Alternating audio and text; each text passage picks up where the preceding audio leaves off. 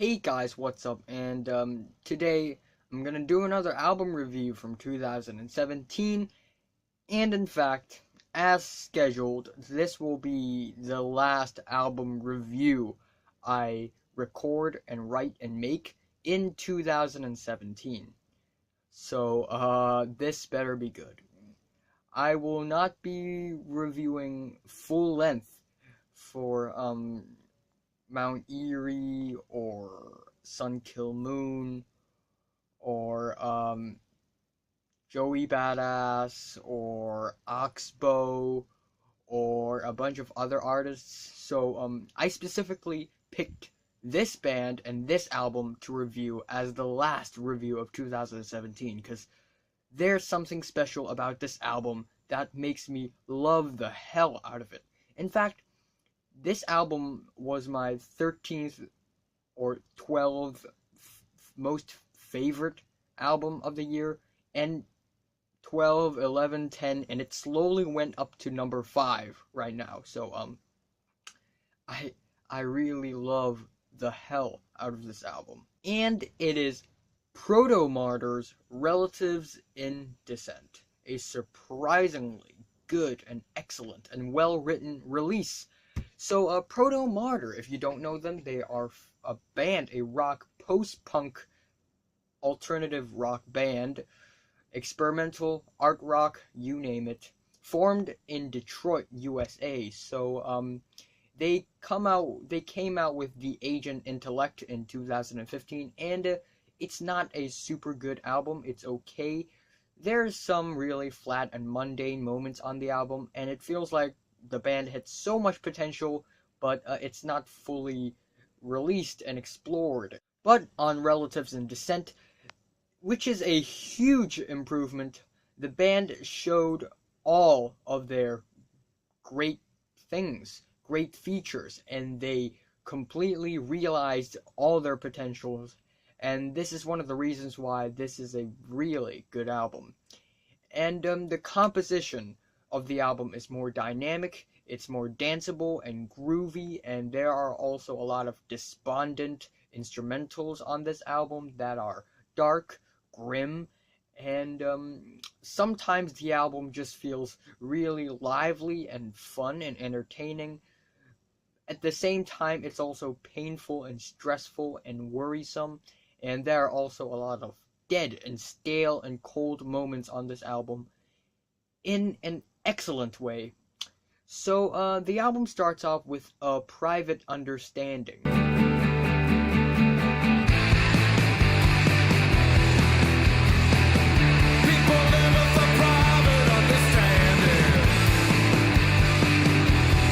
which has this really odd, quirky, freaky drums, and I really don't know how the drummer performed this drum line. I guess I'm kind of curious on how they do this, so I'm really interested. And the lyrics on this thing is just crushing. It's depressing. It's basically about Elvis Presley and his religious moments, and then how he kind of passed out and passed away on the bathroom floor, and it's like his biography. It's like a song about his death in roughly 4 minutes.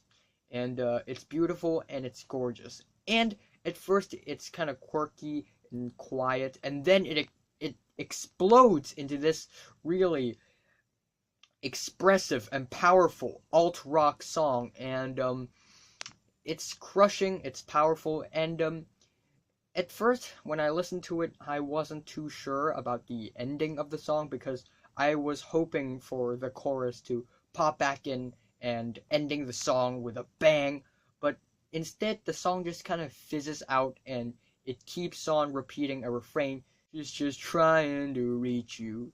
She's just trying to reach you. And at first I didn't know why did they end the song this way. But now, after listening to the entire album, I understand why. So that's pretty cool. And then the album moves on to Here's the Thing, which is this really driving and rambling song. Dread 2017, 18, air horn age of horn blowing.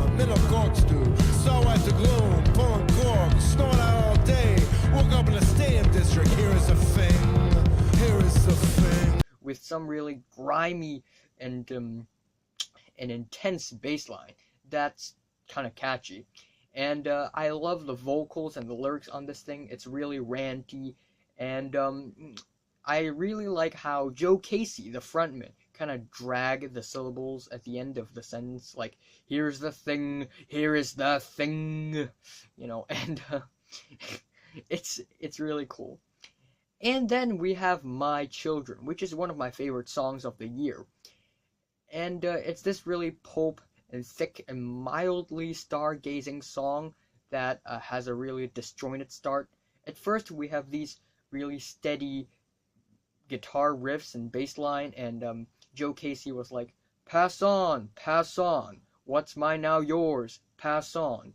And then it builds into like a crescendo, a climax, and then it instantly snaps into this groovy song, and the chorus is really danceable, really groovy. To my children, ain't got no mother.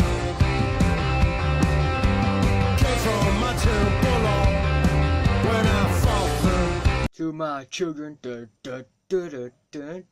it's really danceable when the guitars and the drums all comes together, but it's still very danceable and groovy when the guitars are kind of shaved out.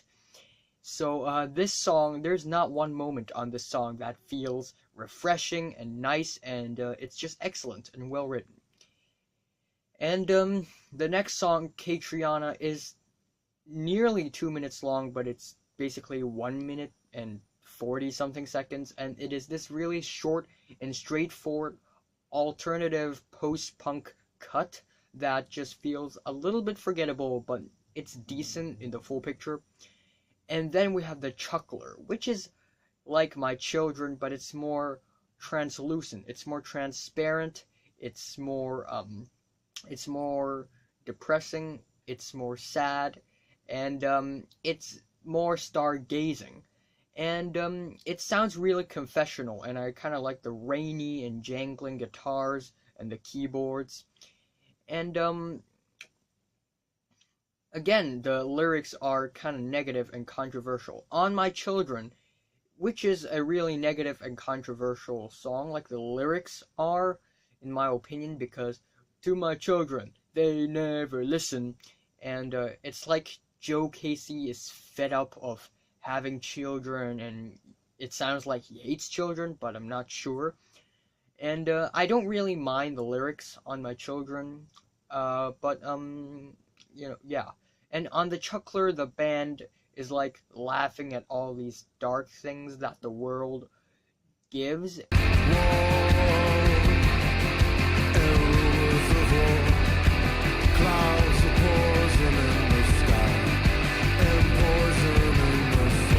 And this song feels very cleansing and baptizing, which is a weird word, weird adjective. But yeah, it sounds very cleansing and baptizing, but the lyrics itself is more grim and tragic. And then we have Windsor Hum, which is, wow. Windsor Hum has all these frightening instrumentals, and the drums are very punchy and echoey.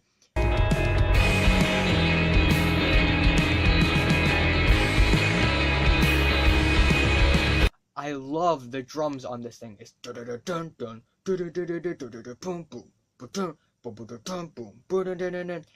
and I love how well arranged the drums and the instrumentals are on Windsor Hum, and the lyrics kind of reminds me of David Lynch's debut film, Eraserhead. Everything is fine. And the ending of the song is also really lovely, with these ragged guitars that goes up and down, and it's really bassy and low-pitched and grim.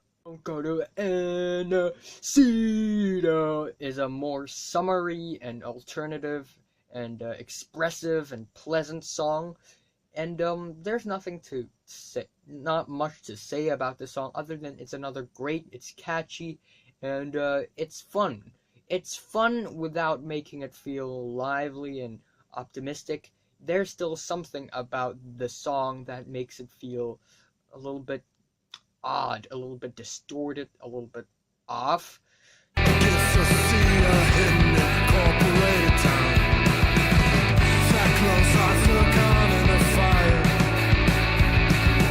And that's what I really like about the song. And the next song is Up the Tower, which is very noisy and destructive. The song kind of goes back and forth. At first, it's this very harsh, not harsh, but just solid and chunky and kind of bland and quiet verses.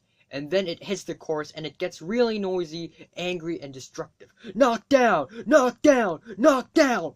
And it's a sonic mayhem.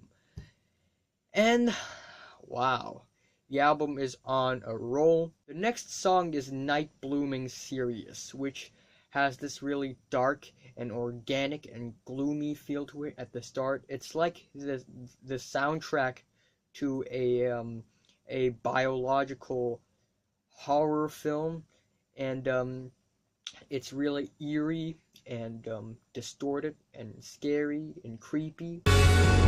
Only in darkness does the flower take hope.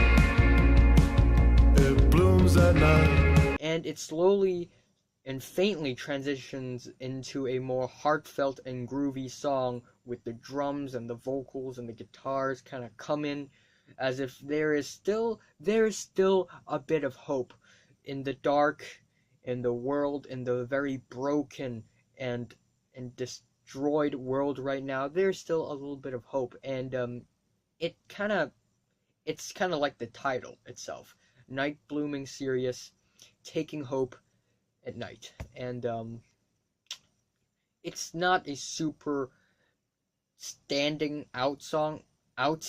song, but it's still cool. And the next song, Male Plague, is a more expressive, it's a more blasting song.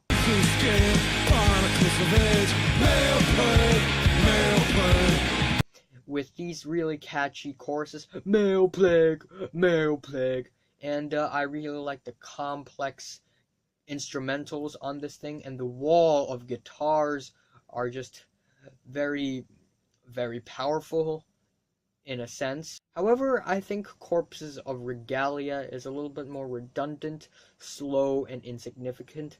It has this drony, ambient, dark sound in the background, which is a little bit distracting in my opinion, but it leads up beautifully to the album ender, Half Sister. And I kind of like the jangly, dreamy guitars in the middle of Corpses of Regalia, but there's nothing too special about this song, so I'm just gonna leave it alone. But Half Sister, it's a beautifully grand, gorgeous, and grim song, and it's one of the best album endings to an album in 2017. And the whole song feels like a zombie just walking, a very dead and broken and sick zombie just walking across this abandoned city alone. An ancient Palestine, a Roman middle manager, dresses down a radical. I have a backlog of so-called prophets. It's really grim, dark, and industrial, and it's really solid as well. And I really like the bitter and horror-infused country verses of the song, and then it goes into this guitar hook that's itchy, worrisome, and it gives this autumn or fall vibe to it. That makes it sound apocalyptic, and it's really satisfying to the ears. It's like dun dun dun dun dun dun dun dun dun dun dun dun dun. It's icy, cold, and depressing, and that's one of the better or even best guitar hooks of the entire album. And then, the song just feels very sick and grim, and it sounds like crippling, like a very sick, old, bitter man crippling across a building alone at night.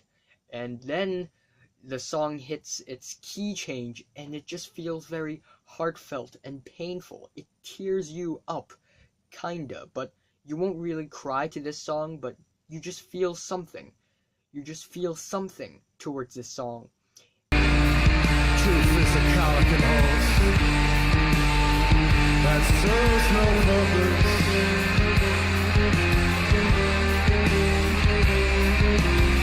And it just makes the song sound more crispy and dreary at the same time. Truth is a colicking horse that serves no purpose. And after these very painful and tragic verses, we reach the ending of the entire album, where they repeat the refrain they sang at the end of the album opener, A Private Understanding. And instead of she's trying to reach you, it's more like, and she's trying to reach you,